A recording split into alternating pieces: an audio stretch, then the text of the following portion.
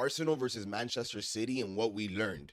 You fight and you fight and you fight, but in the world of football, nothing is promised. Arsenal have been front runners since the start of the season, but no matter how fast or how hard they've ran, they've had as dangerous as a rival as you can have in the Premier League, a Manchester City-led Pep Guardiola team. Arsenal managed to fend them off for as long as they could, but the inevitable that many I feel like called into fruition is starting to look a little bit more like destiny as this Premier League title race is turning into a full-blown drama now. Before diving into the game itself, I just want to go ahead and point out before a second of this match was even gone ahead and played, people had already buried Arsenal to the fact that Manchester City were just going to be dominant. And now, fast forward, Manchester City goes on to host Arsenal at the Etihad Stadium and just proceed to spank them 4-1. From the first whistle, Arsenal was looking like a deer in headlights, a team that was just stuck on autopilot. But the bad part is that this time their destination led them off into the deep end with Manchester City. And to be honest, it's not even personal because this is just something Manchester City has been doing with teams as of late, just absolutely ripping them apart. Let's talk about Pep. Pep Guardiola continues to show what it means to be a winner.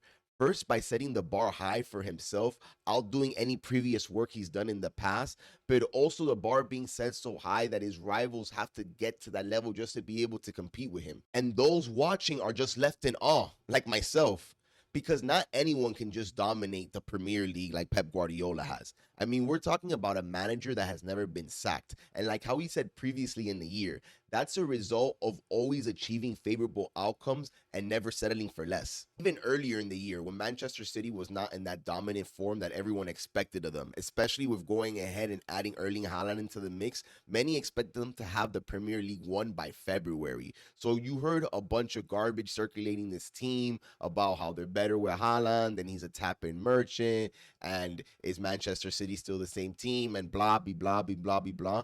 But now you don't hear much of anything. It's gone pretty much radio silent around this team in terms of criticism because they're really not giving people much to go on in terms of bad. And it's really due to the fact because teams are being forced to bow down to the Premier League champions.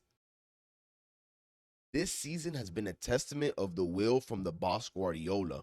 But let's not get mistaken at all. The true credit goes out to the studs and the boys that are going out to the field and achieving those results. Guardiola just happens to do a great job of leading them to that greatness. In particular, with this game, he deployed Walker and Akanji out onto those back flanks to deal with Saka and Martinelli, Arsenal's more poised playmakers and finishmen and marksmen. And it's safe to say that they weren't getting much action, and Manchester City's midfield was truly having a field day, going ahead and advancing the ball over into Erling Haaland and him being as aggressive as ever. Up until that day, as an Arsenal fan, you were riding with the hopes high of securing a Premier League title. An achievement that this fan base has been waiting for so long after 19 years of just heartache. And Arsenal this whole season has been reigning supreme.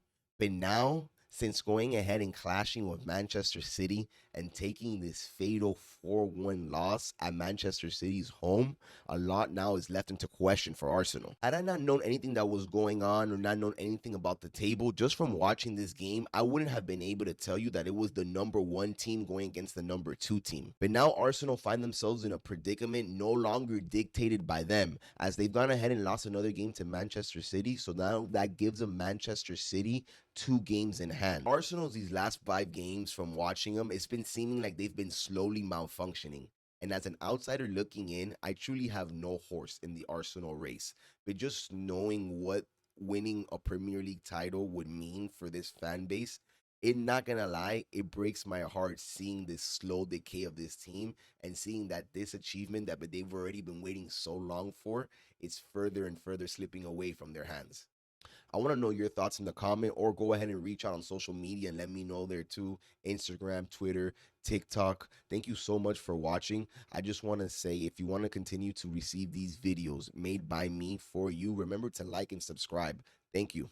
Also, remember to subscribe to the newsletter as well for more goodies.